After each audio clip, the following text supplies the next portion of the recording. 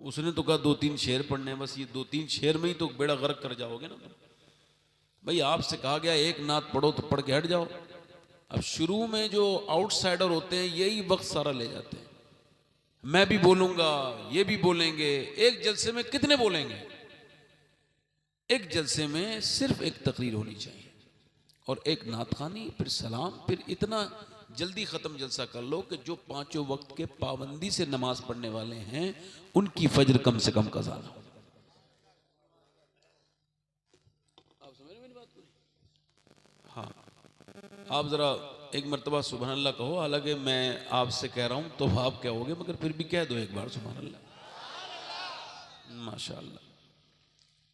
ये जो मोबाइल है इस दौर का, इस वक्त का सबसे बड़ा फितना है।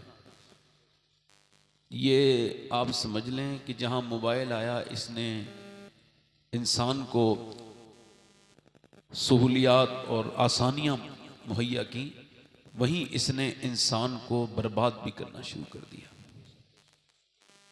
हाल ये है कि लोगों ने मोबाइलों को इतना ज़रूरी समझ रखा है कि वो अपने जो है वो बैतुल खला तक में और खाने वक्त, सोने से पहले, उठने के बाद पहला काम मोबाइल ही करते हैं।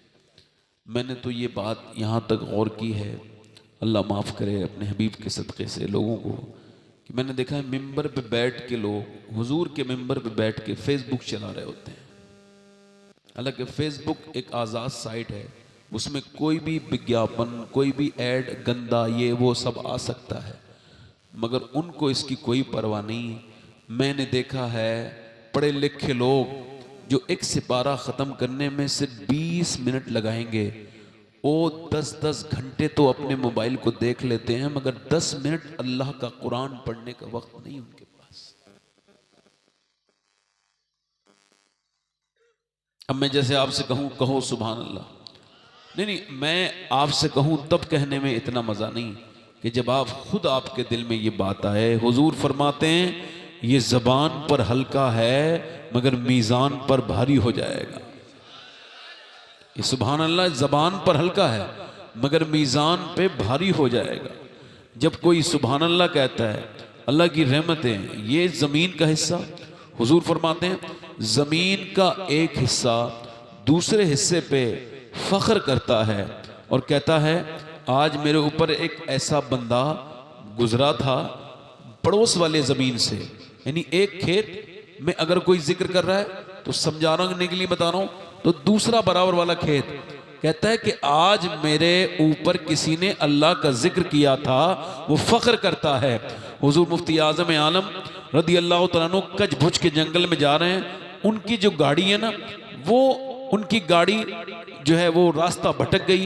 लोगों ने कहा हुजूर हमारी गाड़ी रास्ता भटक चुकी है, हम लोग यहाँ पर गुम हो गए, दुआ फरमाएं।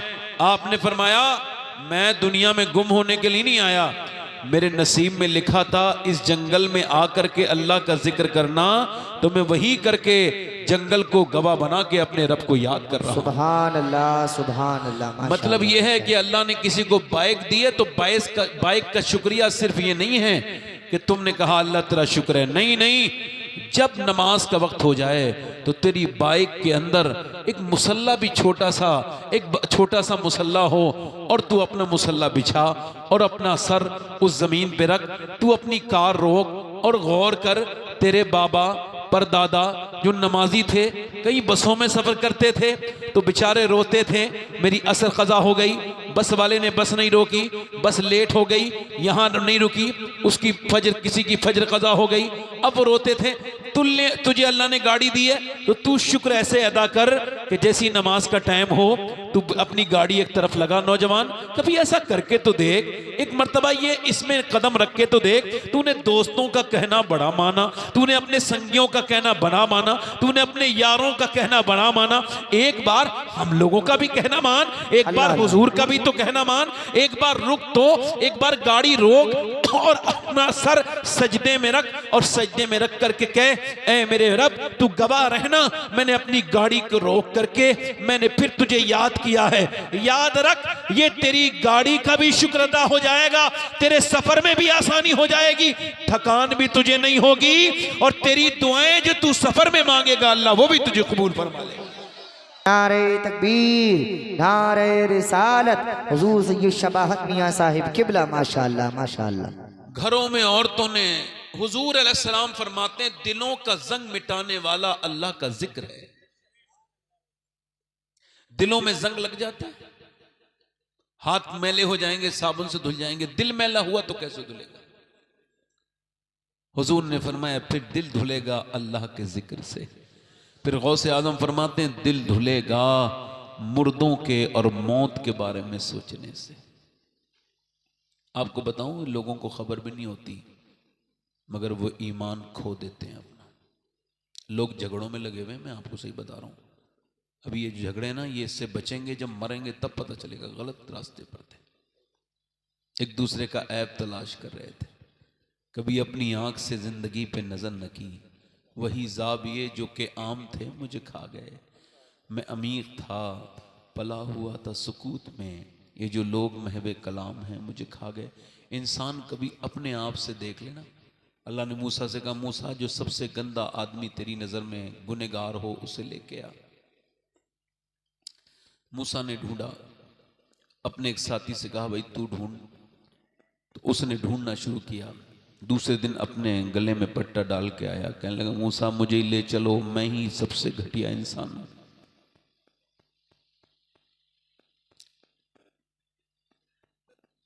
मूसा से अल्लाह ने फरमाया ले आया, कहाँ रब ले आया, ये मेरा दोस्त कहता है यही सबसे घटिया है। क्या कहता है? ये कहता है कि दूसरों के गुनाह में देखने गया था तो उनके गुनाहों का मुझे इल्म हो रहा था, कोई बता रहा था, सच है या झूठ है नहीं पता कि फला इतना गुनहगार, मगर मैंने सोचा मैं तो अपने गुनाहों पे खुद गवाह हूं जो मैंने गुनाह किए हैं, तो फिर मैं किसी और को क्यों कहूं। अपने गले में पट्टा डाल के बोला मूसा मुझसे ज्यादा खराब इंसान नहीं, मुझे पेश कर दो। अल्लाह ने फरमाया मूसा ये दुनिया का इस वक्त सबसे नेक इंसान है जो अपने आप को सबसे बुरा समझ रहा है।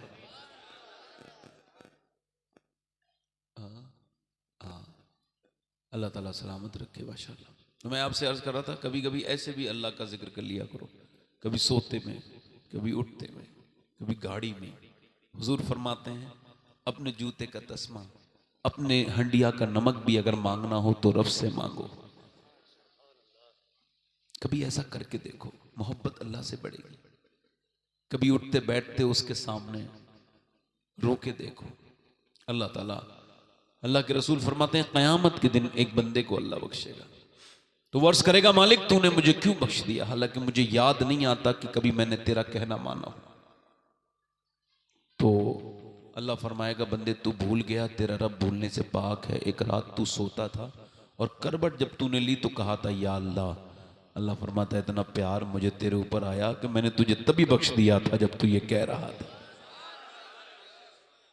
माशाअल्लाह हमारे गुलाम गौस गजाली भाई बहुत अच्छी नाशरी पढ़ते हैं और कोई ये ना समझे कि मैं इनसे नाराज हो रहा था, मेरे छोटे भाई हैं इनसे नहीं। मैं तो जिससे कह रहा था इंशाल्लाह वो समझ भी गया होगा। हाँ मैं बातें कहता हूँ कुछ लोग बुरा माने, मैं ही नहीं कहता बुरा ना मानना, मैं कहता हूँ हाँ नहीं बुरा लगना चाहिए भाई, कम से कम कोई तो बुरा माने ना, कभी सही बात होगी तभी तो बुरा मानेगा ना आदमी। अल्लाह ताला तौफीक दे। हमारे गुलाम गौस गजाली भाई बहुत अच्छी नात शरीफ पढ़ते हैं, नेक इंसान है, नमाज भी पढ़ते हैं, नात भी पढ़ते हैं। कितनी अच्छी बात है, ये बहुत बड़ी बात है आज के जमाने में। हाँ वरना शायर कुछ ऐसे हैं भाई, जब आप ऐसे पीर के मुरीद नहीं होते जो नमाज नहीं पढ़ता तो ऐसे शायर की नात क्यों सुनते हो जो नमाज नहीं पढ़ता है। चेक किया करो नात जो पढ़ने आए इसने नमाज भी पढ़ी नहीं पढ़ी, नहीं पढ़ी तो उसको एक आध बार ऐसा जलील करो कि लो ये पैसे अपने, जो तुमसे बात हुई थी तुम्हारी नात हम नहीं सुनेंगे, जब तुमने रब की नमाज नहीं पढ़ी तो अब तुम्हारी नात क्या पढ़नी।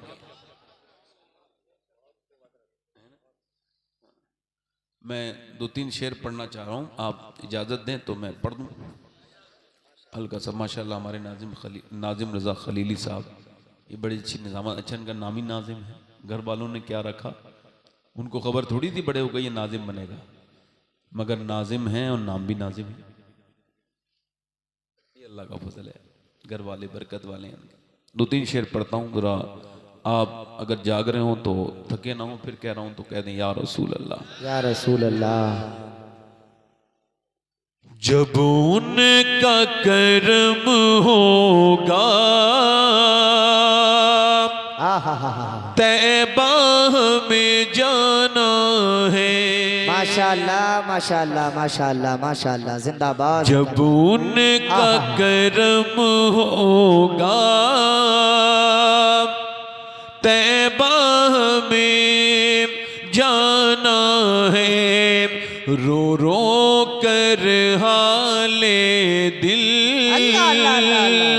आका को सुनाना है, रो रो कर हाले दिल आका को सुनाना है।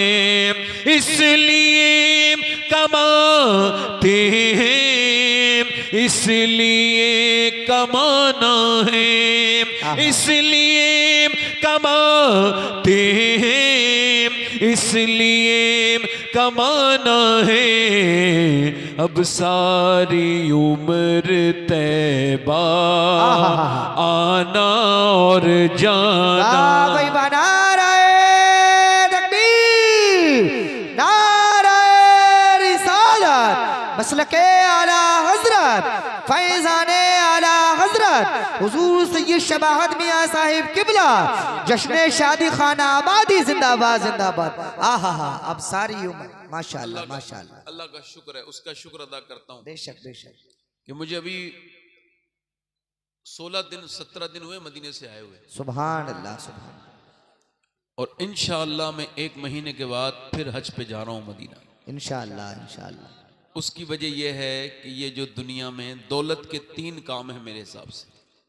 दौलत का पहला काम है कि अपने बच्चों पे खर्च करो, दूसरा काम है अपने रिश्तेदारों पर, गरीबों पर खर्च करो जो गरीब हों, और तीसरा काम है कि इससे मदीना देख के आओ। सुभान अल्लाह सुभान अल्लाह। आला हजरत तो बड़े सख्त हैं इस मामले में, फरमाते हैं हुजूर तैयबा से भी कोई काम बढ़कर है।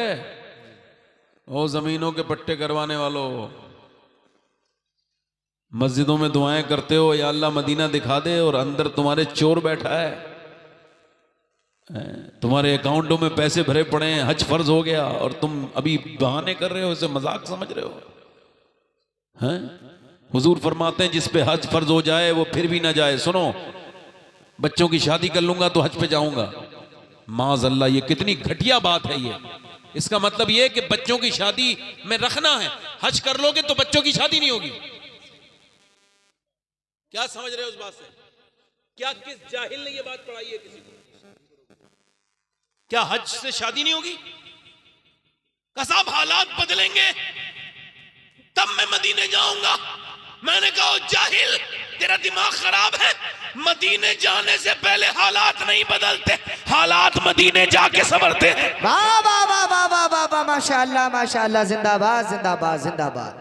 आहा, मदीने कौन जाता है? मदीने वो जाता है जिसकी नियत होती है, चोर नहीं जाता। चोर, बेशक, ये बैनामे लिखने वाला, ये रोज जाने वाला, जमीनों पे लड़ने वाला, ये बैंकों में पैसे रखने वाला, ये यहाँ का दाखिल खारिज हो गया कि नहीं इसकी खबर रखने वाला, ये मदीने नहीं जाता। मदीने वो जाता है जिसके दिल में हुजूर से मोहब्बत हो, जिसे सरकार उसे ही बुलाते हैं। ओ साहब बुलावा नहीं आया, क्या टेलीफोन आएगा आपके लिए कि भाई बुलावा नहीं आया? कोई आएगा कि चलो भाई तुम्हारे बगैर हज में रौनक कोई नहीं है, वहां कुछ दिल नहीं लग रहा? ये क्या बेवजह की बातें लोगों ने कर दी हैं। हुजूर फरमाते हैं जिस पे हज फर्ज हो जाए और वो हज ना करे, फरमाते फिर मुझे कोई फर्क नहीं पड़ता यहूदी बन के मरे या नसरानी बन के मरे। हमने मदीने में जाते देखा है ऐसे लोगों को जो जाने के लायक ही नहीं थे पैसे के हिसाब से। हाँ हाँ, एक मुझे रक्षे वाला मिला था, क्या लगा मैं रक्षा चला के मदीने आया हूं। कहने लगे 20-50 रुपए रोज डालता था, 13-14 साल इकट्ठे किए पैसे, कभी 50 डाल दिए, कभी 100, कभी जितने भी बच्चे डाल देता था। कहते कई बार बच्चे बीमार हुए, कई बार घर में फाकू जैसी नौबत आई, मगर वो अपनी गुल्लक नहीं तोड़ी जिस पे मदीना लिखा था। अल्लाहु अकबर। कहते हैं उसको देखता था, हुजूर के गुम्बद का फोटो लगाता था। बस मैं सोचता था कभी ना कभी वक्त आएगा।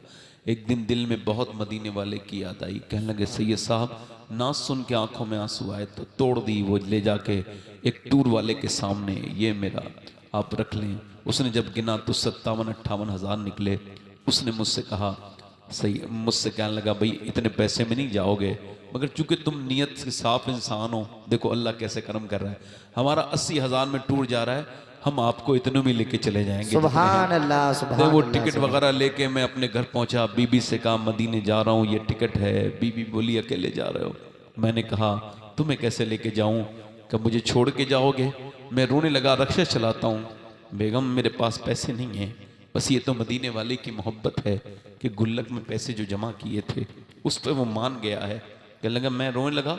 वो अंदर गई, वो भी मेरी तरह आशिक थी। कहते अंदर गई, एक जोड़ी 1 तोला उसके पास, सिर्फ 1 तोला उसके पास जेबर था। मेरे पास लाके पैरों में रख के बोली इसे बेच आओ, मेरा भी टिकट मदीने का कटाओ, मैं कब्र में लेके थोड़ी जाऊंगी, मुझे मदीने वाले का मदीना वाह दिखा। भाई वाह, नारे तकबीर, नारे रिसालत, मसलके आला हजरत, फैजाने आला हजरत, जश्न शादी खाना आबादी, हुजूर सैयद शबाहत मियां साहिब किबला। माशाअल्लाह माशाअल्लाह माशाअल्लाह, जिंदाबाद जिंदाबाद। तो देखो मेरे भाइयों, मेरी बात बुरा मान के चले जाओ। अगर कोई इसमें बैठा हो ऐसा मालदार, काफी दौलत हो, तो मेरी बात बुरा लग जाए फिर चले जाओ। कई शायर मेरी बात बुरा मान के मदीना चले गए। हाँ, बोले ये सैयद साहब बड़ा बुरा बुरा कहते हैं, तो इस वजह से चले गए। आप भी जरा दिल लगा के बोलो, इसलिए कमाते हैं, इसलिए कमाना है, अब सारी उम्र तैबा आना और जाना, आना और जाना है। और जन्नत जिसे कहते हैं हम देख के आए हैं। हा वाह वाह वाह, जन्नत किसे कहते हैं? जन्नत जिसे कहते हैं हम देख के आए हैं, एक प्यारा सकूचा है, अल्लाह अल्लाह अल्लाह अल्लाह, गुंबद वो सुहाना, सुभान अल्लाह सुभान अल्लाह, एक माशाअल्लाह प्यारा सकूचा है, गुंबद वो आखिरी शेर। सुहाना है। एक सुन्नी दुनिया से माशाअल्लाह जाने, माशाअल्लाह, दुनिया से जाने वाला है। तो सुन्नी को जब मौत आती है ना, सच्चे सुन्नी को, हमारे जैसे खराब इंसान को नहीं। मैं तो बड़ा घटिया इंसान हूँ, बड़ी खराब घटिया इंसान हूँ। अपनी बात, सुन्नी अच्छा नेक दुनिया से जा रहा है। इधर देखो, मालूम है क्या कह रहा है वो? लोगों जरा मेरा चेहरा साफ कर देना, गुस्ल में ठीक से सफाई कर देना, ऐसे रुई से ना ये मेरा चेहरा साफ कर देना भिगो के, अबे दाढ़ी काट देना और आंखों में जरा सुरमा लगा देना। तो कोई कहने लगा अब्बा क्यों ऐसी बात करते हो, क्यों ऐसी बात? कल का बेटे जरा तुम ऐसा कर देना। कहा क्यों?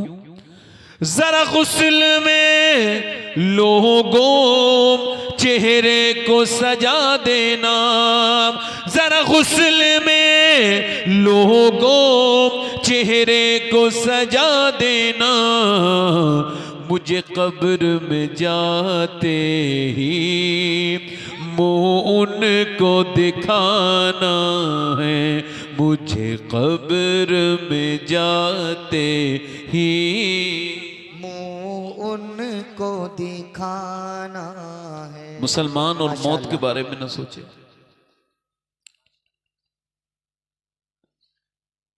सहाबा इकराम जब 30 साल की उम्र से ऊपर हो जाते थे तो फिर उसके बाद कहते थे चलो भाई अब मसाजिद में चलो, चलो मस्जिद में चलो और अल्लाह के सामने रोएंगे। अब चूंकि उम्र का आधा हिस्सा बीत गया और मौत क्या पता कब आ जाए। जब ऐसी बीमारियां नहीं थी आजकल जैसी बीमारियां नहीं, सेहतमंद थे लोग।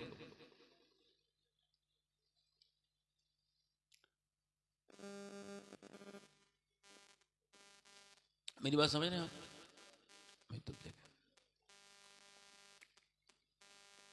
जब तेज आंधियां चलती थी सहाबा मस्जिद में हुजूर की बारगाह में आ जाते थे और रोने लगते थे, और वो ये कहते थे कि भाई चलो कहा साहब आप मस्जिद में क्यों जमा हो गए? तो वो कहते थे इस वजह से कि हुजूर ने फरमाया क़यामत आने से पहले आंधियां आएंगी, तो कहीं ऐसा तो नहीं क़यामत आने वाली है। मतलब ये उनके अंदर खौफ था हुजूर की तरबियत की वजह से।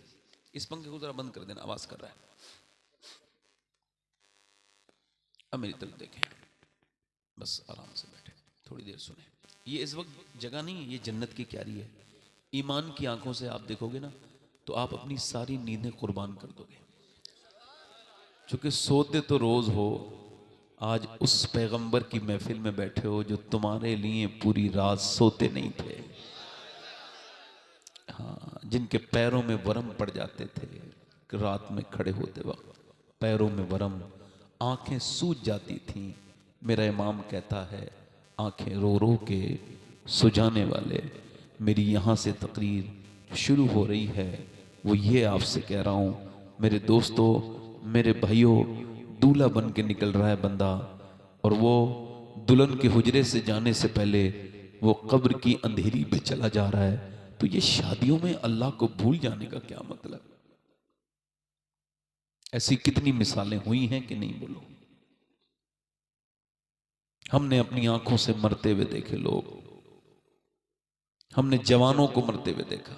आप तो समझदार इंसान हो। अल्लाह के प्यारे रसूल ने इरशाद फरमाया मेरा वो उम्मती शहीद नहीं भी होगा फिर भी क़यामत के दिन शुहदा के साथ उठेगा। अर्ज़ की कौन? अर्ज़ की या रसूलल्लाह कौन? फरमाया जो मौत को कसरत से याद करेगा। मौत को कसरत से याद करेगा।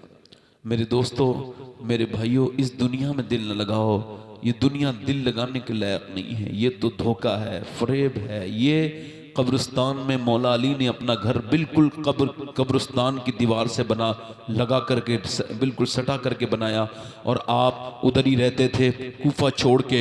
लोगों ने कहा ऐ अली, ऐ मौला अली, आप ये इधर क्यों रहते हैं?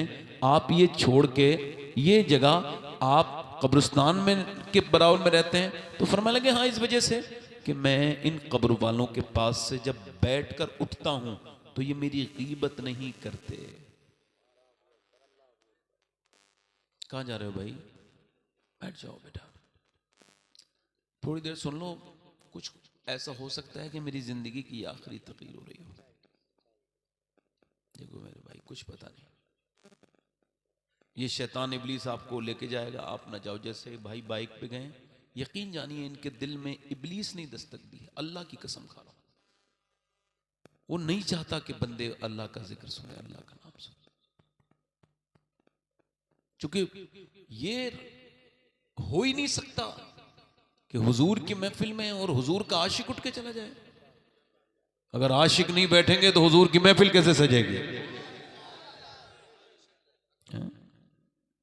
मैं आपसे अर्ज कर रहा हूं मेरे भाई, मौला अली ने जो अपना घर बनाया है, कब्रिस्तान के करीब बनाया है, और आप वहां बैठते हैं। लोगों ने कहा आप यहां रहते हैं? फरमाया इनके पास बैठता हूं तो ये मेरे उठने के बाद मेरी गीबत नहीं करते, और जब तक इनके पास बैठा रहता हूं मुझे मेरी याद मौत रहती है, मौत को याद करता रहता हूं। मौला अली फरमाते हैं तुम मौत को अगर याद नहीं करोगे तब भी मौत आएगी, याद करोगे तब भी मौत आएगी। फरमाते हैं मगर अगर याद करोगे तो मौत बड़ी बाबरकत आएगी, आसानी से आएगी, और याद नहीं करोगे तो जलील होके मरोगे। हमको समझा दिया गया है तुम तो जन्नती हो, तुमको डरने की क्या बात है? पीरों ने हाथ में हाथ लेके कह दिया मैं क़यामत तक तुम्हारा जिम्मेदार हूं, मगर ये हवाई फायर था, इसमें कोई हकीकत समझ नहीं आई।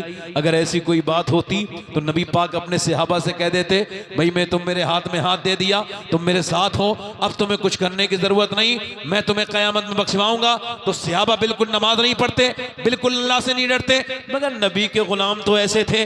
आज पीर ने थोड़े पैसे के चक्कर में एक आदमी का खौफ छीन लिया।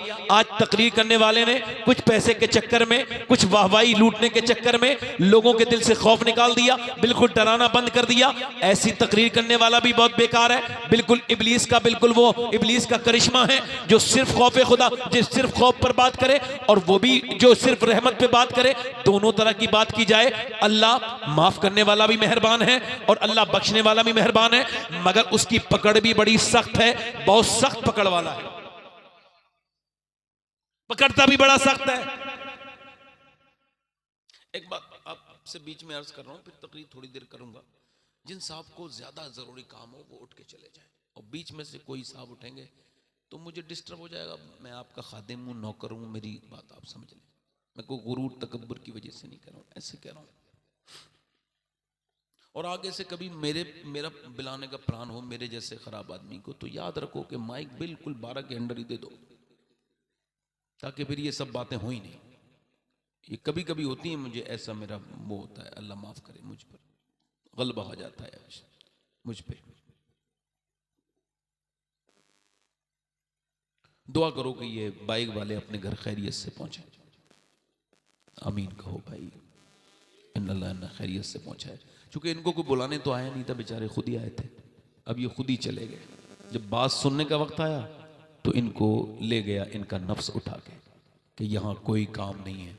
हालांकि मेरे भाई, ये हदीस से मुंह फेर के जाना ये छोटा मोटा गुनाह तो नहीं है, ये बड़ा गुनाह है। इतना बड़ा गुनाह कि हजरत इमाम मालिक हदीस पढ़ा रहे थे, पढ़ाते पढ़ाते रोने लगे। मदीने में पढ़ाते थे और हुजूर की बारगाह में 40 साल। तो लोगों ने देखा बाद में, हुजूर क्या हुआ? तो आपने अल्लाहु अकबर, आपने कहा मेरे कुर्ते में देखो। जब पीछे कुर्ते में देखा तो 6 जगह बिच्छू काट चुका था और 7वीं जगह काटने वाला था। लोगों ने बिच्छू को मार दिया। कहा हुजूर आपने बताया क्यों नहीं? फरमाया मैंने सोचा मेरे हुजूर की बात हो रही है तो मेरी चाहे जान चली जाए, मगर जब तक हदीस पूरी नहीं कर लूंगा उठूंगा नहीं। तो कुछ मिलता है, ऐसे नहीं मिलता। मैं आपसे अर्ज कर रहा हूं, तो हमारे दिल जो है ना बड़े खराब तरीके से चले गए। हमने उधर जाकर के शिफाएं मांगी जहां शिफाएं हैं ही नहीं। हमने वहां जाकर के कुएं खोदे जहां पानी है ही नहीं। हमें उन पीरों ने, उन बेकार किस्म के मौलवियों ने हमको बर्बाद करके ये बताया ही नहीं कि तुमको मरना है तो फिर होना क्या है तुम्हारे साथ। तुमको तो डर नहीं लगता पीर साहब के हाथ में। मैंने कई मुरीदों को देखा है, जरी होके कहते हैं हमारा पीर है तो वो बख्शवा लेंगे, और पीर को मैंने महफिलों में कहते देखा है कोई फिक्र करने की जरूरत नहीं, मैं तुमको कयामत के दिन बख्शवाऊंगा। खुदा की कसम खा के कहता हूं, अगर ये ऐसी कोई बात होती, मेरी तरफ देखो, हजरत अबू बकर सिद्दीक, जानते हो नाम, क्या कहते हैं? या अल्लाह, काश अबू बकर को उसकी मां ना पैदा करती, इसकी मां इसके हक में बांझ होती तो ये आखिरत के मामलात तो नहीं होते। उमर फारूक आजम, आदि दुनिया के बादशाह, नबी ने फरमाया मेरे बाद कोई नबी होता तो उमर होता। और उमर क्या कह रहे हैं? काश उमर एक तिनका होता। एक औरत को हजरत अबू बकर सिद्दीक जाकर के रोज खाना खिलाते हैं, अंधी औरत है, माजूर औरत है, खाना खिलाते हैं, उसके वॉशरूम साफ करते हैं, उसके घर में सफाई करते हैं और फिर खाना खिलाते हैं। हजरत उमर ने कहा मैं कल को जाकर के अबू बकर से पहले ये नेकी कर लूंगा। पहले एक दिन पहले उन्होंने देखा तो ये करते हैं, तो फिर कहा, फिर गए। अच्छा जब गए तो कहते हैं मैंने उसे खाना खिलाना शुरू किया। उसने मुझसे नहीं पूछा, मैंने भी नहीं बताया मैं कौन हूं, और फिर बताने की भी जरूरत क्या है। अल्लाह अकबर। हजरत उमर कहते हैं मैंने उस बुढ़िया के करीब बैठ गया और बैठने के बाद मैंने उसे, जब सब उसके घर में सफाई कर दी, फिर जब उसे खाना खिलाया तो उसने कहा क्या तुम अबू बकर तो नहीं हो? तो कहने लगे हजरत उमर तुम झूठ बोल रही हो, फिर तुम अंधी नहीं हो, तुमने कैसे पहचान लिया? आंखों में आंसू लाके बोली बेटे बात यह है कि मैं अंधी तो हूं, खुदा जानता है, मगर बात यह है कि अबू बकर जब मेरे घर में सारा काम करके मुझे खाना खिलाते थे तो उनको खबर थी कि मेरे मुंह में दांत नहीं है, तो मुंह में पहले निवाला कुचलते थे, चबा के फिर मेरे मुंह में डालते थे। तुमने जब ये सख्त निवाला डाला लुकमा, तो मैं समझ गई तुम अबू बकर नहीं हो।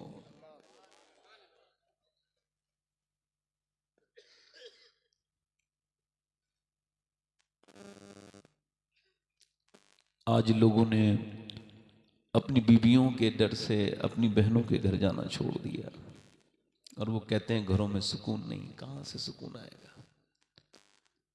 लोगों ने बीवियों की आंखों से डर के अपने भाइयों के घर जाना और भाइयों के बच्चों से ताल्लुक रखना छोड़ दिया। ये बड़ी गुलामी की अलामत है। मेरे भाइयों, मेरे दोस्तों, कभी आपने इस तरफ सोचा कि हमने कौन से दौर में पहुंच गए, हम किस खराब दौर में पहुंच गए हम हैं? ये गाजियाबाद की बात है। एक आदमी को तबीयत कुछ खराब हुई तो उसका चेकअप कराया गया। चेकअप हुआ तो डॉक्टरों ने कहा अफसोस है कि तुम अब सिर्फ 2.5 महीने के मेहमान हो, तुम्हें ब्लड कैंसर है और आखिरी स्टेज है, तुम बचोगे नहीं। चला गया अपनी रिपोर्ट लेके अपने घर, बीबी के पास गया, जाते ही रख दी अपनी रिपोर्ट। फिर जब रोया, बीबी ने कहा बड़ी दौलत से अल्लाह ने नवाजा था, मगर बीबी से डरता था। बीबी ने पूछा क्या हुआ? वो ने कहने लगा मुझे कैंसर है। पूरे घर में रोए, किसी को खबर तो नहीं है, दीवारें बड़ी हैं, रोने की आवाज़ भी कहीं नहीं जाती। पहले घर खुले थे, कोई रोता था, पूरा मोहल्ला जान लेता था कहीं किसी को गम है। अब ना कोई ऐसे किसी के दर्द पे रोता है। अब वो रात को बेचारा सो न सका, रात गुजर गई, दूसरी रात आई। एक दिन बरसात हो रही थी रात में, तो सोने की कोशिश करता था, मगर यही सोच सोच के कि 2.5 महीने के बाद ऊपर मेरे मिट्टी पड़ी होगी, ऊपर तख्ते डाल दिए गए होंगे, फिर मुझे अंदर कब्र में डाल के छोड़ के चले जाएंगे। मैं ये अपनी बात सोचते सोचते नींद नहीं आ रही थी, तो पड़ोस में उसका भाई की बेवा बीबी और उसके बच्चे, उसकी बेटियां और उसके बेटे रहते थे। ये अपनी बीबी के डर की वजह से उधर ना तो जाता था, ना भतीजों से मिलता था, ना भाइयों से, ना भतीजों से मिलता था, ना उसकी बेटियों से मिलता था। दिल सख्त हो गया था इसका, दुनियादार बन गया था। मगर जब अब कैंसर का मर्ज पता चला है तो इसका कुछ नशा ठंडा हुआ है। इसने रात को पूरी रात उस बर्तन गिरने की आवाज आई, कभी बर्तन इधर से आवाज आई, उधर से आवाजें आती नहीं। इसने सुबह बीबी से पूछा क्या हुआ है? पड़ोस में कुछ हुआ है, मुझे तो नहीं पता। बीबी ने बात को टाल दिया। ये फिर हिम्मत करके घर से बाहर निकला। फिर सोचा चलो आज देख लूं, मेरे भाई मरहूम के बच्चे हैं, मैंने उनसे कभी पूछा नहीं उनका क्या हाल है। मुझे कुछ डर अपनी बीबी का और इस बीबी की तकलीफ से मैंने अपने भाई को छोड़ा। खैर आगे बढ़ा, हिम्मत करके इसने आवाज दी तो दरवाजा खोलने वाली इसकी भतीजी यतीम बच्ची थी, 10-11 साल की उम्र। उसने जैसे ही देखा वैसे ही देखते ही आवाज दी, अम्मी बड़े अब्बू आ गए।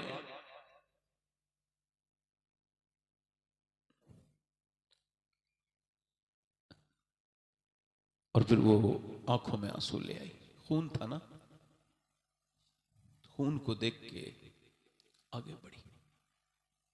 मां ने पल्लू अपना संभाला, पर्दा किया, आगे बढ़ा, जाके बोला क्या बात थी, रात भर तुम्हारे घर में बर्तन इधर से इधर।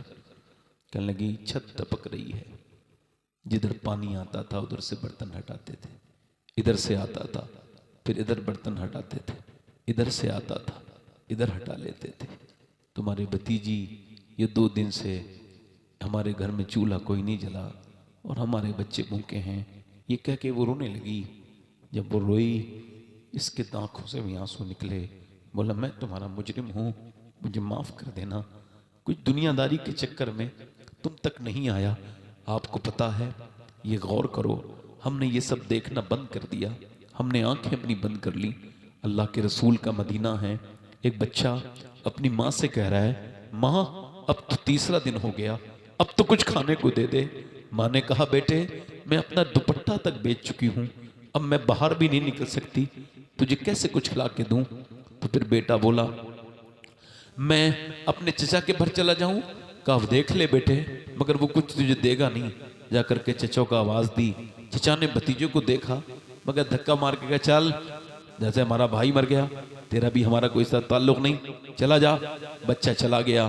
फिर रोता था, एक दीवार से लग के सिसक सिसक के 6-7 साल का बच्चा, बड़ा छोटा सा बच्चा रो रहा है, भूखा है, बाप को याद करता है। ए मेरे बाप, तू कैसे छोड़ के चला गया? आज तेरे बच्चे के सब धक्के मारते हैं। किसी ने जब उसे रोते देखा, सर पे सिहाबी ने हाथ रखा, रोता क्यों है भाई, क्यों आके रो रहा है? मोहम्मद के शहर में हर दर्द की दवा है, मोहम्मद के शहर में बेटा रोता क्यों है? कहने लगा मेरे बाप मर चुका है, घर में खाना नहीं है, मेरी माँ कहती है कि हमें कोई खाना नहीं देगा। उसने कहा देखो मैं तुम्हें बताता हूँ, तुमने सुना है अभी कुछ दिनों पहले एक खूबसूरत शख्स आए थे मक्के से मदीने, उनका चेहरा देख करके अरब की गली, मदीने की गलियां जो है वो मुअत्तर हो गई थी, उनके आने से रोशन हो गई थी, तुम जाओ उनके पास चले जाओ। तो उसने कहा बच्चे ने, क्या वो खाना खिलाते थे? हाँ हाँ बिल्कुल खिला देंगे। बच्चा उठा, माँ के पास गया, अम्मा मैंने सुना है कोई मोहम्मद हैं सल्लल्लाहु अलैहि वसल्लम, आप मुझे उनके पास जाने की इजाजत दें। ना ना ना ना बेटे ना जाना। क्यों? वो तेरा मजहब छीन लेंगे, तू यहूदी है, वो मुसलमान बना देंगे। बच्चे ने बड़ी ही सादगी से कहा मेरी माँ, मैं क्यों उनसे कहूंगा, मैं जाके उनसे यही कहूंगा मुझे खाने की जरूरत नहीं, खाने की जरूरत है, मजहब की जरूरत नहीं है, तू मुझे जाने दे। वो चला गया। बच्चा दौड़ता हुआ हुजूर की तरफ बढ़ा, फिर कहा अब सगे चचा ने धक्का मार दिया, इनसे तो मेरा कोई रिश्ता भी नहीं, मगर फिर दिल में कहा कि यार चलो, उसने कहा है बड़ा प्यार करते हैं। खैर डरते डरते जाके वो बच्चा जब खड़ा हुआ, हुजूर ने उसकी तरफ नजर डाली तो उसके चेहरे को देखा। सरकार उठ के करीब गए, कैसे आए हो, कौन हो बेटा? कहने लगा मेरा बाप मर गया है, मेरी माँ के सर पे दुपट्टा जो था उसने बेच दिया और मेरे घर में खाना नहीं। देखो, कहने लगा देखिए मैं कलमा नहीं पढ़ूंगा, अगर आपको मुझे कुछ खाना आना खिलाना है तो आप मुझे खिलाएं। मेरे हुजूर ने बच्चे को गोद में उठाया और फिर हुजूर ने उसको सीने से लगा लिया और हुजूर रोए और मेरे आका की आंखों में इस कदर आंसू और फरमाया खाना लेके आओ। खाना उसको दे दिया कि ये लेकर के जाओ, और फिर कहा ये मेरी चादर भी अपनी माँ को दे देना, तुमने कहा है उसके पास चादर नहीं है। बच्चा चला गया, हुजूर की बारगाह में खाना लेकर के गया। हुजूर के घर का खाना जब उस औरत ने खाया, उसका दिल रोशन हो गया। बेटे किसने खिलाया है? का उन्होंने दिया है, और ये चादर भी दी है, ये तुम अपने सर पे ओढ़ो। जैसे ही सर पे चादर रहमत वाली रखी है, दिल बिल्कुल मुनव्वर हो गया। जाके हुजूर के दरवाजे पे गई, कहने लगी मेरे रिश्तेदारों ने मुझे नहीं खिलाया, मगर आपने मेरे बच्चे का दिल बिल्कुल अच्छा कर दिया, मेरे बच्चे के आंसू पोंछ दिए, आपने उस जख्म का मदावा बन गए। आप ऐसा करें, मुझे कलमा पढ़ा के मुसलमान कर दें। अल्लाह अकबर, अल्लाह अकबर। वो आदमी, वो चचा, वो ताऊ आज अपने उन बच्चों के पास खड़ा है और उन बच्चों के पास खड़े होकर कहता है ओ मेरे भतीजो, ओ मेरी भतीजी, मैं तुम्हारा मुजरिम हूँ, मुझे माफ कर देना, मुझे अब कैंसर है, मगर अब तुम्हारा हक अदा करूंगा। टेलीफोन करके कहा, ठेकेदार को बुलाया, 2 महीने के अंदर घर बना तैयार होना चाहिए, चाहे दिन और रात 2 अलग अलग लेबर लगाओ, घर बनाओ। बीबी ने मुखालफत की, ऐ चल अब मुझे मेरे रब के पास जाना है, मुझे कुछ राजी करने दे अल्लाह को। अल्लाह अकबर। उधर भतीजे भतीजी उस घर में, जिस घर को बन रहा है, और उनके घर पेटों में खाने और उनको सुकून मिलने लगा, उनकी दुआएं होने लगी अपने उस ताया के लिए। 1 महीना गुजरा, 2 महीना गुजरे, घर तैयार हो गया, 3 महीने गुजरे, 1 साल हुआ, 1.5 साल हुआ, तबीयत बिल्कुल ठीक है। एक दिन गुजर के जा रहा है, डॉक्टर जिसने चेकअप किया था देख के बोला, भाई तू तो मेरी रिपोर्ट के मुताबिक मर जाना चाहिए था, तू तो बिल्कुल ठीक टहल रहा है। कहने लगा हाँ साहब तू वही है? हाँ मैं वही हूँ, चल आज चेकअप करेंगे। जाके जब चेकअप किया, डॉक्टर ने हैरत की, कहने लगा ये बता कहाँ इलाज कराया है? कहा क्या हुआ? कहा तुझे देख के रिपोर्ट में ऐसा लगता है तुझे कभी कैंसर था ही नहीं, ये बता कौन सा इलाज कराया है? तो फूट फूट के रोया, खुदा की कसम एक गोली भी नहीं खाई। कहा मेरे भतीजे और मेरी भतीजी की दुआएं मुझे लगी हैं, मेरे अल्लाह का करम हुआ है, उन यतीमों की दुआओं ने मेरे दिल को ठीक कर दिया है। क्या इधर उधर भागे फिरते हो? अगर दुआएं लेनी है तो अपने भतीजों के पास जाओ, यतीमों के पास जाओ, अपने रिश्तेदारों के पास जाओ, इधर उधर दुआएं नहीं मिलेंगी। खुदा की कसम अगर रिश्तेदार तुमसे राजी हो गए तो अल्लाह राजी हो जाएगा। अल्लाह के रसूल फरमाते हैं बेहतरीन सदका वो है जो तुम अपने रिश्तेदारों को देते हो। और मेरे भाइयों सुनो, अल्लाह के रसूल फरमाते हैं जो रिश्तेदारों से अच्छा सलूक करता है अल्लाह उसकी उम्र बढ़ा देता। नारे तकबीर, नारे रिसालत, मसलके आला हजरत, फैजाने आला हजरत हुजूर सैयद शबाहत मियां साहिब किबला। माशाअल्लाह माशाअल्लाह।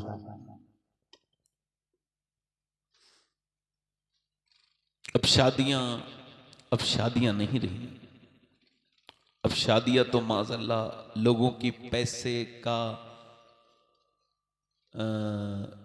पैसा के दिखावा करने का एक जरिया है।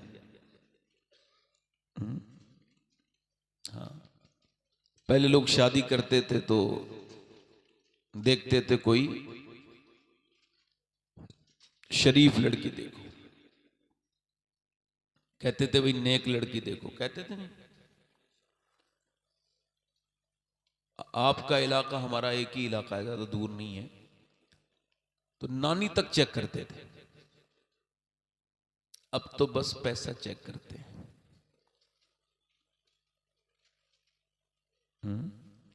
गरीबों की पढ़ी लिखी होनहार खाना बनाना भी जानती हैं, पर्दा भी करती हैं, नमाजी बच्चियां, उनके रिश्ते नहीं हो रहे हैं। अमीरों की बिगड़ी हुई लड़कियां,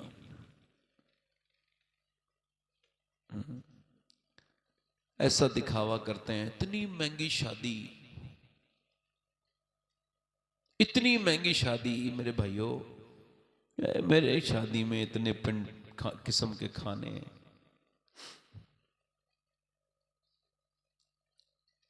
हम भी कयामत के दिन कैसे हिसाब देंगे अल्लाह को, जब फलस्तीन के बच्चों की लाशें 100-100 फीट ऊपर से उनके अजीजों की लाशें फट के नीचे गिर रही थीं,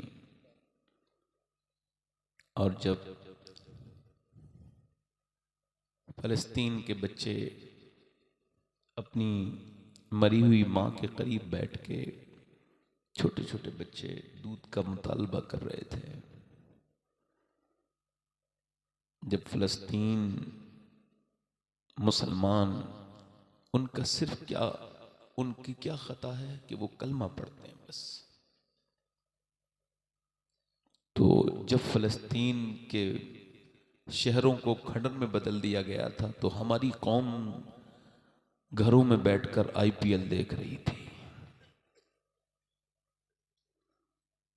ये तारीख लिखेंगे लिखने वाले। जब इस दौर की ज़बूहाली का तस्करा होगा तो ये लिखने वाला लिखेगा कि जब लाशें इतनी हो गईं कि उनके पास कफन ख़त्म हो गए, तो जिन कपड़ों में वो शहीद हुए थे उन्हीं में जब दफन किया जा रहा था और उनके पास कपड़े नहीं थे, तो मुसलमान औरतें हिंदुस्तान में अपने जिस्म पर टाइट लिबास महंगे महंगे पहन के अपने जिस्म की नुमाइश शादियों में कर रही थी। थोड़ी बातें सख्त हैं मगर सुन लीजिए। देखो हिसाब तो सबका होना है ना भाई। जब हुजूर ने क़यामत के दिन पूछ लिया कि जब मेरी उम्मत के शामी बच्चों एक एक ब्रेड पे जब 4-4 बच्चे थे तो तुम खानों पर चल रहे थे शादियों में, मैं आपसे क्या बयान करूं। अब वक्त नहीं बयान करने का, अब अमल करने का वक्त है। अब तकरीरों का वक्त नहीं है, अब बावजूद रहने का वक्त है।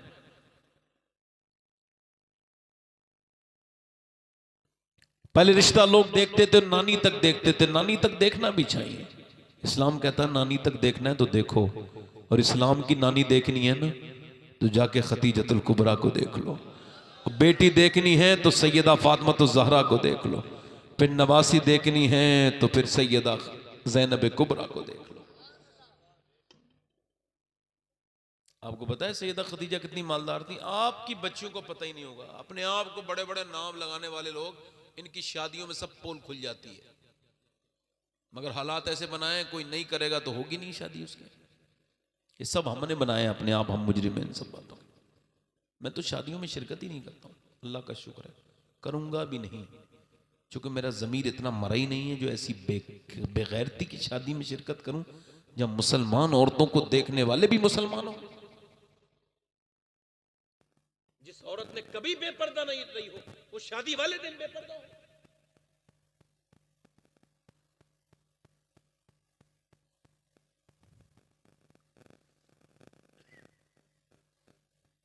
तुमने अपनी बेटी की शादी कर ली, उस गरीब बाप के ऊपर क्या गुजरी? तुम्हारी शादी देख के जब वो गया ठाट बाट, तुम्हारा लेना देना, रात को सो नहीं पाया। बीबी कह रही क्यों रोते हो? कहने लगे पड़ोसी की शादी हुई है, उसके पास था, मैं तो मजदूर हूं, कहां से करूंगा, 3 बेटियां हैं मेरी। आज के ज़माने में वो नौजवान मुजाहिद है, आज के ज़माने में वो नौजवान जन्नती है, जन्नत का काम करेगा। अल्लाह अगर कबूल कर ले उसके इस काम को कि वो अगर बगैर जहेज के जो शादी करे, और जो ये कहे कि मैं अब्बा शादी जब करूंगा मुझे जहेज नहीं चाहिए, भिखारी नहीं हूं मैं, अल्लाह किससे लूंगा, लोगों से किसी से जहेज नहीं लूंगा, सुन्नत के मुताबिक शादी करूंगा, 1 कप चाय भी नहीं पीऊंगा, मस्जिद में बैठ के शादी करूंगा।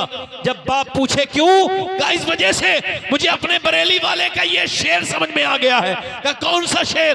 का कौन देता है देने का मुंह चाहिए, देने वाला है सच्चा हमारा नबी।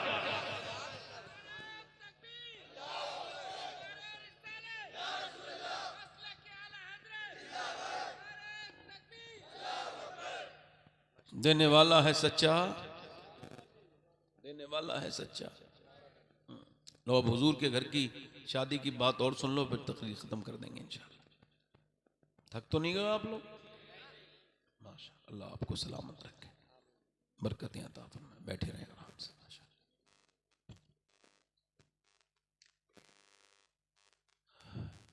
हमारे यहाँ जब शादी होती है तो बड़े दुनिया भर की चीज़ें, दुनिया भर के मामले। मैं आपको बताऊं, ये जो मुसलमान लड़कियों ने इस्लाम को जो छोड़ना शुरू किया है, इसमें एक वजह ये बेतरतीब शादियां और इसमें लेने वाले जहेज भी हैं। अब शादी के लिए पैसे नहीं मिले तो ये हालात बने हैं।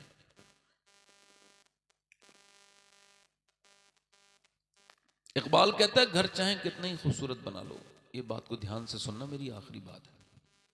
इकबाल कहता है कितनी ही खूबसूरत, डॉक्टर इकबाल को जानते हो, कहता है कितनी ही खूबसूरत घर बना लो, टाइल्स ये सी वाली यहाँ लगेगी, ये टाइल्स बाथरूम की है, ये किचन की है, बोलो ये चल रहा है नहीं, ये यहाँ पत्थर लगेगा, इस सोफे को यहाँ रख दो, ये सोफा यहाँ रख दो। औरतें बड़े सजाती हैं, मर्द भी पैसा लगाते हैं, लाखों करोड़ों रुपया लगाते हैं घरों में। इकबाल कहता है कितनी खूबसूरत घर बना लो, मगर वो घर बर्बाद होने से बच नहीं सकता जिस घर में हुजूर की बेटी सैयदा फातिमा का जिक्र नहीं होता है। क्यों? क्योंकि घर बनता है औरत से, और औरत है हया से, और हया है सैयदा फातिमा ज़हरा से, हुजूर की बेटी से, सरकार की बेटी से, मेरे पैगंबर की बेटी से, मेरे रसूल की बेटी से।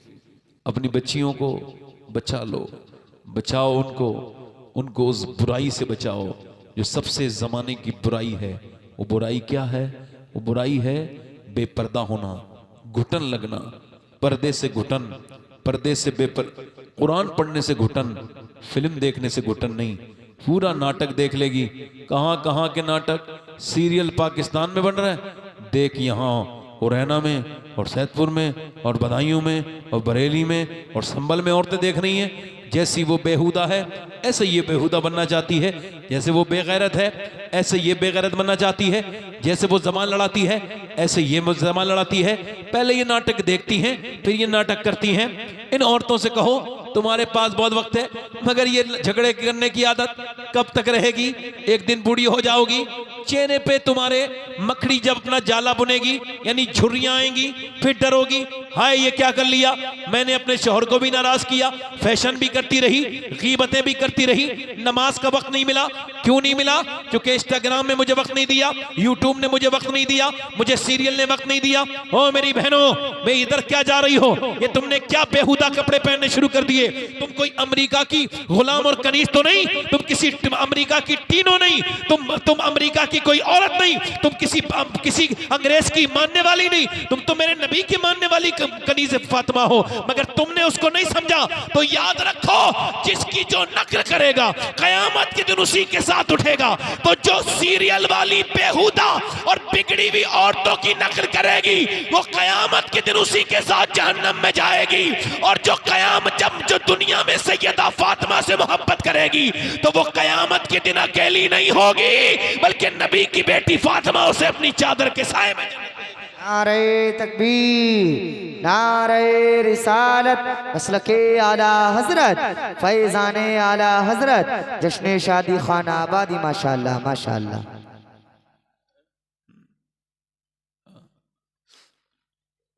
हजरत अली कहते हैं मेरी शादी हो गई। जोर से बोलो सुभान अल्लाह, सुभान अल्लाह। शादी अली की हुई है, जहेज भी अली के पैसों से बना है।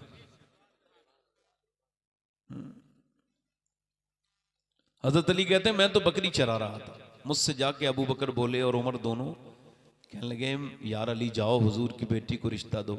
मैंने कहा मेरे पास अपना घर तक नहीं, इधर देखो अपना घर तक, मुझे हुजूर रिश्ता कैसे दे देंगे? हजरत अबू बकर बोले मेरा दिल कहता है कि तुम्हारी शादी ही फातिमा ज़हरा के साथ। हजरत अली कहते हैं मैंने बकरियां अपनी छोड़ी, चराता था किसी दूसरे की, तो फिर मैं चला गया किसके पास? हुजूर के पास जाके बैठ गया। सरकार ने मुझे देखा, अली कैसे आए? कहा हुजूर आपको देखने का दिल बहुत करता था, इस वजह से आ गया हूं। चलो ये तो ठीक है, मगर जो दिल में तेरे बात है वो भी कह दे। अली अर्ज की या रसूलल्लाह आपने मुझे पाला, 2-2.5 साल के बाद माँ से ले लिया, फिर आपने मुझे पाला, सैयदा खतीजा ने पाला, आपने के बड़े एहसान है। आला हज़रत फरमाते हैं हुजूर ने अली पर बड़े एहसान किए, जैसे पाला, पढ़ाया, अपनी गोद में खिलाया, उनको बड़ा किया। कहते हैं नेमतें तमाम तो उस दिन हुई जिस दिन अपनी बेटी का रिश्ता भी हुजूर ने अली को दे दिया, उस दिन करम कर दिया। हजरत अली कहने लगे या रसूल अल्लाह बस आप एक इनायत और कर दें, अपनी बेटी का रिश्ता। कहते हैं हुजूर खामोश हो गया तो मैं डर गया, फिर हुजूर मुस्कुराए, मैं कुछ नहीं बोला। हुजूर ने खुद इरशाद फरमाया सुनो अली, मैं जिब्राइल का इंतजार कर रहा था, अभी वो आए हैं और उन्होंने आके अर्ज की या रसूल अल्लाह, अल्लाह फरमाता है कि फातिमा का रिश्ता अली के साथ कर दिया जाए, ये अल्लाह पसंद करता है, उसको ये बात पसंद है। अब ये सब अली भी राजी, खुदा भी राजी, नबी भी राजी, मगर फिर भी फरमा रहे हैं अभी बेटी से और पूछूंगा।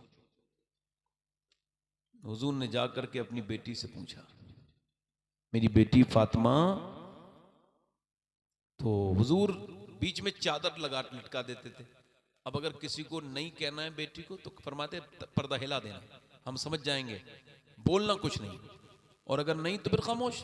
तो हजरत अली ने की बात कही तो सैयदा ने उसको मंजूर किया। तो फिर हुजूर ने कहा फातिमा अब जरा मेहर भी बता दो अपना, क्या चाहती हो? अर्ज की या अब्बा, आपको मैंने देखा कि मेरे अब्बा पूरी जिंदगी आप उम्मत के गम में हैं, तो अपनी बेटी को, आपकी बेटी को दुनिया से कोई मोहब्बत नहीं, मेरे रब से ये अर्ज कर रहे हैं कि वो मेरे निकाह में आपकी गुनहगार उम्मत की बख्शिश लिख दे, मेरे मेहर में, मेरे मेहर में। अल्लाह की तरफ से जिब्राइल आए, या रसूल अल्लाह, अल्लाह फरमाता है कि फातिमा तो ज़हरा से कहते हैं। हुजूर तो बहुत खुश हुए ना, बेटी को देखा, फरमाया मेरी फातिमा तूने क्या मांगा है, क्या मेरा दिल खुश कर दिया।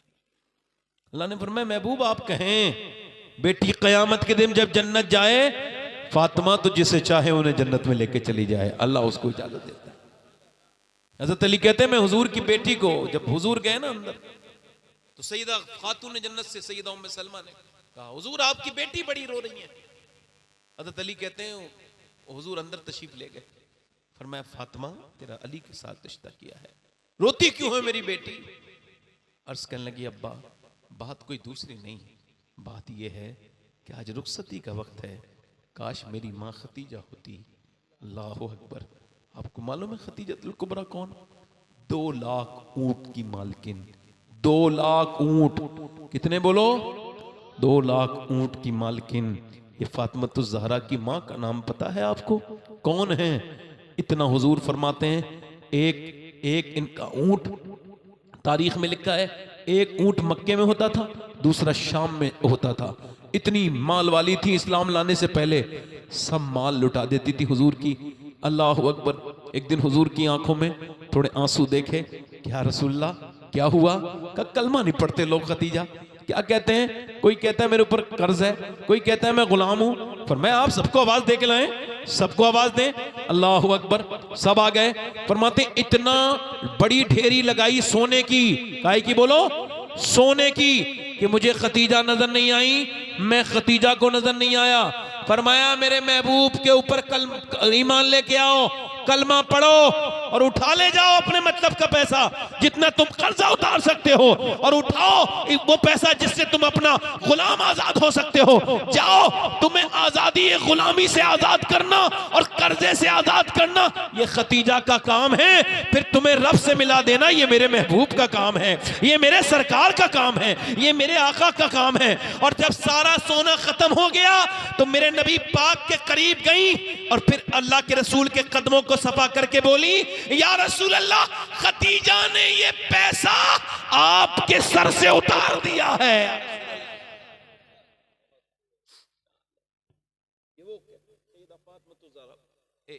आखिरी बात है, रुखसती के वक्त आंखों में आंसू है। फातिमा क्यों रोती? काबा मुझे अपनी अम्मी खतीजा याद आ रही है कि मेरी माँ होती आज। इधर देखो, हजरत अली कहते हैं मैं अपने घर में दुल्हन के पास जब पहुंचा तो मैंने देखा सैयदा को, तो मैं रोने लगा। उनका क्यों रोते हैं? क्या बात है? क्या आपको इस शादी से कोई? कहा नहीं नहीं नहीं, तुम्हारे सब्र पे रो रहा हूं सैयदा, हुजूर की इस तरबियत पे मुझे रश्क आ रहा है। और आपके कि ये कपड़ा जो पहने हैं आप, जिसमें चादर में दुल्हन बनी है, कोई कितनी भी गरीब की लड़की हो एक जोड़ी कपड़ा नया पहनती है, आपने ये जो कपड़ा पहना है इस पे 17 पैमत की चादर लगी है, चादर 17 पैमत की है, उसमें दुल्हन बनी है, और दिल में आपके चेहरे पे देख रहा हूं कोई शिकन नहीं। तो हुजूर की बेटी उठी, हाथ पकड़ के बोली, ए मेरे सरताज, मेरे नबी ने, मेरे अब्बा ने मुझसे कहा, ए फातिमा, अल्लाह कपड़ों से नहीं, अल्लाह पर्दे से और सजदे से राजी होता है। हुजूर एक दिन अपनी बेटी से मिलने के लिए गए, ये आखिरी हदीस है। फरमाया फातिमा अंदर आ जाऊं? का अब्बा अकेले आ जाएं, अकेले हैं तो आ जाएं। इमरान आए हैं, अब्बा उन्हें न लाए। फातिमा क्यों ना लाऊं? अब्बा उन्हें न लाए। और मेरी बेटी क्यों ना लाऊं? अब्बा उन्हें न लाए। फातिमा क्यों ना लाऊं? कई बार पूछा तो अंदर से आवाज आई, आपकी बेटी के पास उतने कपड़े नहीं है वो किसी दूसरे मर्द से पर्दा कर सके।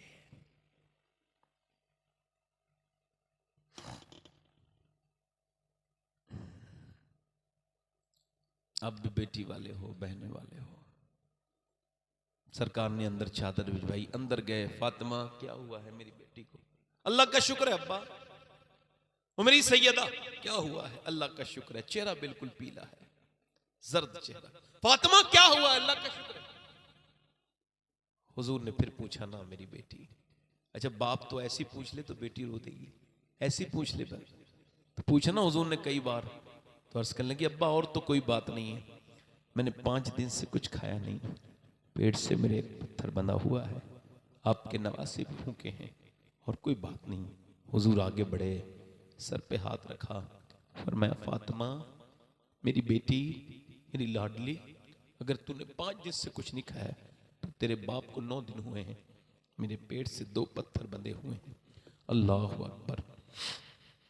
मेरे नबी के गुलामों, अल्लाह के रसूल ने अपनी बेटी के सर पे हाथ रख के फरमाया, अल्लाह ने जिब्राइल को भेजा, कहा मेरे महबूब से कहो कि मैंने उनकी बेटी फातिमा को सारी जन्नत की औरतों की सरदार बनाया है, सारी जन्नत की औरतों की सरदारा बनाया है।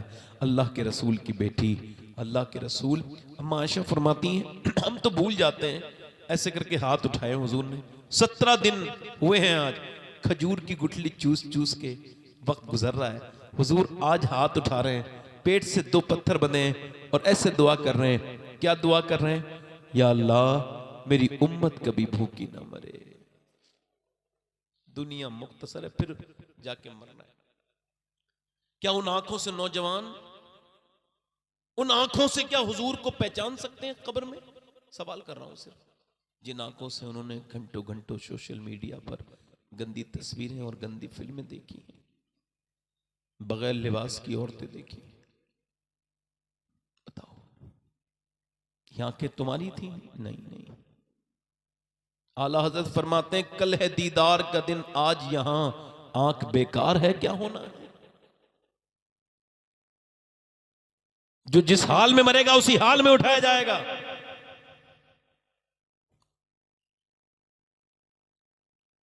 राजस्थान में 4 लड़के तेज गाड़ी चला रहे हैं, अचानक एक्सीडेंट हो गया, गिर गए, वक्त से ऑन द स्पॉट मर गए चारों। पोस्टमार्टम हाउस में सुबह से लेकर दोपहर हो गई, शाम हो गई, पूछ रहे हैं भाई कब आएंगी लाशें? मां बेटियां और घर वाले थक गए रोते रोते, लाशें मंगवाओ भाई। किस दुनिया में लगे हुए हो आप? ये धोखा इसका समझ नहीं आता। जवानों की लाशें हैं और मोहल्ले वाले क्या करें, जल्दी लाशें लाओ, थक गए रोते रोते लोग। और वो जो रातों को, वो जो जिन्हें लाइन में लगने में अपनी इज्जत बेइज्जती महसूस होती थी, अपने एटीट्यूड की वजह से लाइन में लगना अपनी जो इंसल्ट समझते थे, वो आज एक दिन और पूरी रात, भाई वक्त नहीं है उनके चीरने वालों के पास, कल चीरेंगे। सुबह को रात भर गुजर गई, सुबह को मक्खी चलती रही, मच्छर चलते रहे, ऐसी रात भर खुले में लाशें पड़ी रही चारों। और फिर सुबह को उसने फाड़ना शुरू किया। तो कैसा, मैंने भी कुछ ऐसे लोगों का गुस्ल दिया है ऐसों को जिनके पोस्टमार्टम होके आए। तो बस ये बात आपको बता रहा हूं। उनके सरों को पहले खोला, पहले छेनी से काटते थे, छेनी से, अब छेनी नहीं है, उनके पास गिलेंडर है, गिलेंडर से उन्होंने नीचे से डाला, फाड़ दिया पूरे सर को।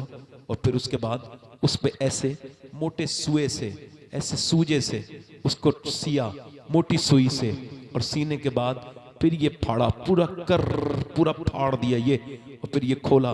उसके बाद इसमें जो भी है वो देखा, फिर मोटे मोटे सुए से उसको सिया। अब औरत भी जो खुदकुशी करके गई है, बरहना बगैर कपड़ों के, वो भी पड़ी है। जो लड़का पड़ा है वो भी ऐसे ही है, उसका भी जिस्म ऐसे ही फटेगा, उसके साथ भी यही सब होगा। अल्लाह के रसूल फरमाते हैं जब मुर्दे का सिर्फ हाथ, अच्छा जो तकरीर सुन के इस वक्त कांप जाएगा वो भी मरेगा। जिसके दिल पे असर बिल्कुल नहीं हो रहा हो, ज्यादा दिल गंदा हो, वो भी मरेगा, सब मरेंगे।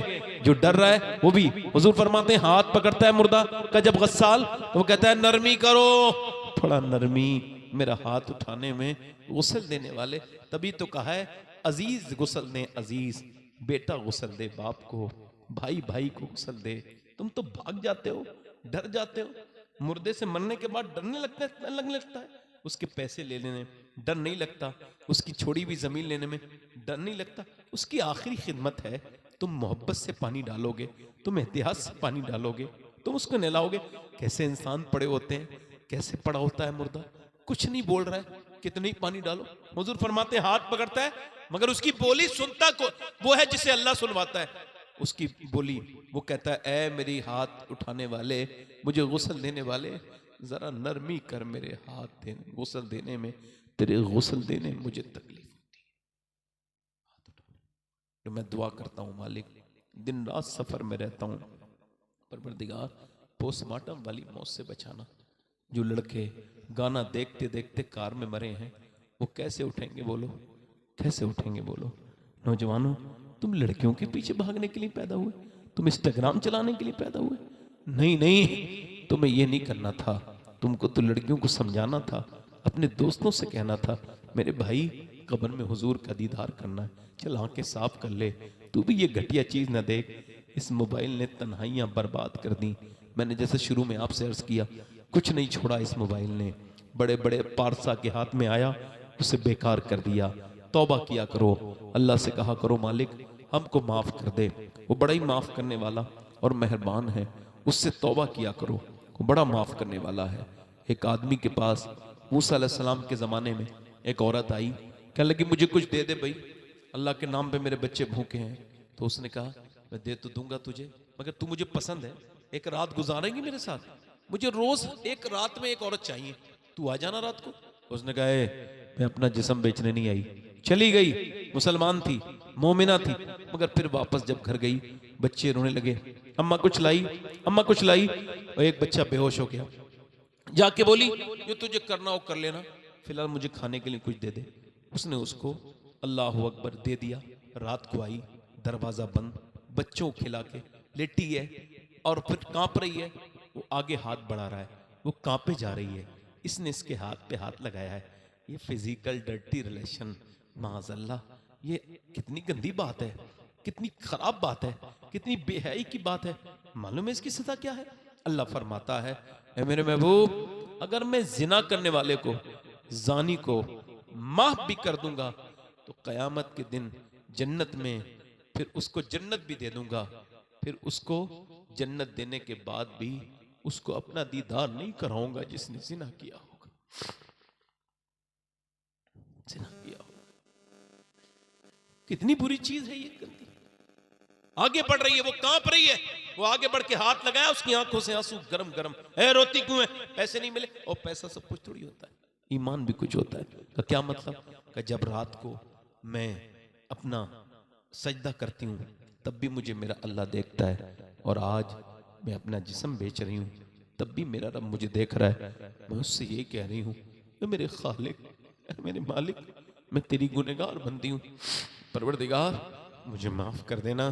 मैं, तू जानता है मैंने कभी जिना नहीं किया, मगर तेरी बंदी ममता के हाथों मजबूर है, वरना ये बुरा काम न करती, बस माफ कर देना, मजबूरी में आई हूँ। बच्चे भूखे थे, जब वो रोई अल्लाह की रहमत हुई। वो जो आदमी जिना करने के इरादे से था ना, उसके दिल अल्लाह ने बदल दिया। बोला जा मैं तुझे अपनी बहन बनाता हूँ, ये ले पैसे और जा, आज से बहन है। वो तो चली गई, वो सजदे में गिर गया। मालिक एक रात आई थी, हाथ तक नहीं लगाया, और मैंने तो कितनी इज्जतें लूट ली, मेरी तरह तो कोई गुनहगार ना होगा। उठ गया और फिर सो गया। सो गया, सुबह को दरवाजा खटखटाया, उठा, कौन? दरवाजा खुला, सामने जो बुजुर्ग खड़े थे उन्होंने कहा मेरा नाम मूसा है, अल्लाह ने तुझे सलाम भेजा। कहले मूसा कोई गलत रास्ते पे आ गए, ये रास्ता वो नहीं है, ये इस इलाके का सबसे घटिया आदमी हूं, जिना करना मेरा काम है। हजरत मूसा बोले कुछ नेकी की है, पूरी बात बता के रोने लगा। मूसा ने सर पे हाथ रख के कहा न रो, अल्लाह ने मुझे भेजा है और कहा है मूसा मेरे बंदे से कह देना वो जो रात रोया था ना, उसके आंसू अल्लाह ने कबूल कर लिए हैं, अल्लाह ने कबूल कर लिए। रोया करो, रोया करो। अबू बकर रोते थे, हजरत उमर रोते थे, हजरत अली रोते थे, आवाजें आती थी इन लोगों के घरों से रोने की। हुजूर की आंखों के आंसू घर के बाहर को आ जाते थे। हम क्यों नहीं रोते?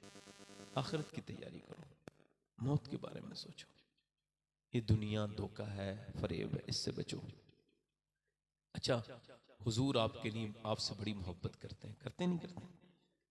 अब बताओ आप में से कौन कौन हुजूर के नाम पे जान दे सकता है? जरा हाथ उठा के बताओ, नीचे हाथ कर लो जरा। एक दूसरे की तरफ ना देखना, मुस्कुराना नहीं। जो अपनी जान हुजूर को पेश कर सकता है वो कुछ भी कर सकता है, तो एक दूसरे की तरफ ना देखना, मुस्कुराना नहीं। कितने लोग ऐसे हैं जो हुजूर के नाम पे जान भी दे सकते हैं और आज से पूरी दाढ़ी भी रखा सकते हैं। वो इस महफिल में जरा खड़े हो जाए, इधर आ जाए, आ जाए, जो बाहर आ जाए। आपकी दाढ़ी है, आपकी दाढ़ी है, आप आ जाए। आपके भी है, कटवाते हो क्या? आप बैठ जाओ, आप आ जाओ। एक दूसरे तरफ ना देखना, ये मेरी मेहनत का काम है, बस उसे मुस्कुराना भी नहीं, मजाक ना उड़ाना किसी की। ये कुछ सोच के तो उठे हैं ना भाई, आप सब बैठे हो मगर यही दुआ क्यों उठे हैं? तीसरा है कोई आशिक हुजूर की सुन्नत पे अमल करे? दाढ़ी कटाना मुड़ाना एक ही बराबर है, 100 शहीदों का सवाब है एक दाढ़ी। अच्छी लड़की से अगर शादी करनी है तो एक ही तरीका है, नेक लड़की चाहते हो तो दाढ़ी रखा लो, खराब लड़की से बच जाओगे, शादी से पहले दाढ़ी रखाओ। क्योंकि कोई भी बिगड़ी हुई लड़की दाढ़ी वाला पसंद नहीं करती, दाढ़ी वाला वही पसंद करती जिसे मदीने वाला पसंद हो। है कोई तीसरा आशिक रसूल? मैंने बड़ी हिम्मत करके आपके सामने ये बात कही है, हालांकि अपने इलाके में थोड़ा सा माशाल्लाह मामला दूसरा है, मगर तीसरा कोई आशिक रसूल हो तो इस महफिल रसूल में आगे पीछे से हमारा भाई जो पूरी सुन्नत रखा ले अपने नबी के नाम पर, मदीने से हुजूर देख रहे हैं। याद रखो, याद रखो, अगर उठ गई एक नजर, जितने खाली हैं सब जाम भर जाए। है कोई आशिक रसूल तीसरा दीवाना इधर से आगे पीछे से, जो इन दोनों लोगों के साथ खड़े होके कहे मैं भी पूरी सुन्नत रखाऊंगा और सुन्नत के साथ जीऊंगा? एक बार आप इस मैदान में कदम रख के तो देखो, फिर कदम पीछे नहीं हटाओगे इंशाअल्लाह, कदम तुम्हारे बुलंदियों पे चढ़ते जाएंगे। है कोई तीसरा आशिक रसूल इस महफिल रसूल में दीवाना? ये दो हो गए माशाअल्लाह दीवाने हुजूर के, सुन्नत रसूल के पाने। ये तीसरा कोई हो तो खड़ा हो जाए। है कोई भाई तीसरा? माशाअल्लाह कोई है आगे पीछे से? माशाअल्लाह, चलो कोई बात नहीं, आप दोनों दाढ़ी रखाओगे इंशाअल्लाह, वादा करो इंशाअल्लाह। बैठ जाओ। अल्लाह ताला आप सबको अमल की तौफीक अता फरमाए। और वो जो शादी हो रही है इस पर मुबारकबाद भी पेश कर रहा हूँ, और इसको और भी सादा कीजिए शादियों को, ये बात आपसे कर, और भी सादा कीजिए। शादी में ये उसने इतना दे दिया, उसने, उस सब चक्कर में मत पड़िए, ये सब जाहिलों की बातें हैं। फला को क्या क्या मिला है, सब जाहिलों की बातें। मिला विला सब रखा रह जाता है, तलाकें हो रही हैं। ये पूछा करो फला के घर में जो लड़की आई है क्या क्या लेके आई है, ये ना देखना चाहिए। ये तो दुनियादार देखते हैं, गैर मुस्लिम देखते हैं। जब शादी हो तो घर में ये ना देखो क्या क्या लेके आई है, ये देखो घर में आके उसने नमाज पढ़ी है कि नहीं पढ़ी है, कुरान लेके आई है कि नहीं लेके आई है, कुरान पढ़ती भी आई है कि नहीं लेके आई है। क्योंकि जब कोई औरत घर में दीन लेके घुसती है तो नस्लों में अल्लाह दीन पैदा कर देता है। नस्लों में अल्लाह, बोलो, औरत अगर ये ना देखो कि क्या लेके आई है, फला ने क्या दिया है। तुम बेहतरीन अपने बच्चों को दो, ये अपनी बेटियों को सिखाओ। और देखो एक बात आखिरी कर रहा हूं, अगर दिल किसी से बुरा हो तो सलाम दुआ कर लेना उससे, खत्म करो दुनियादारी, माफ कर दो, दिल में मोहब्बत पैदा करो। क्या पैदा करो? ये सोचो मरना है तुमको। और देखो, सुनो मेरी तरफ देखो, ये जुमला मेरा लिख लेना, कुछ बातें होती है बड़ी लिखने वाली, इसको लिख लेना। सुनो, अब भी सुनो मेरी बात, जिसका जनाजा नहीं छोड़ सकते उससे सलाम दुआ भी मत छोड़ो। नहीं समझे बात को? जिसका